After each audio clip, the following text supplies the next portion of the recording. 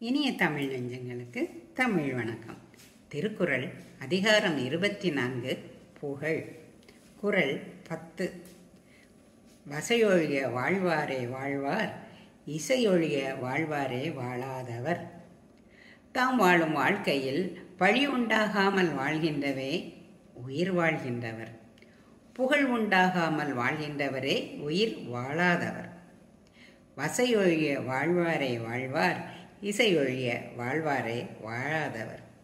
Those who live without disgrace are only considered as living. Those who live without fame are considered as equal to dead. வசையொழிய வாழ்வாரே வாழ்வார், இசையொழிய வாழ்வாரே வாழாதவர். நன்றி, வணக்கம்.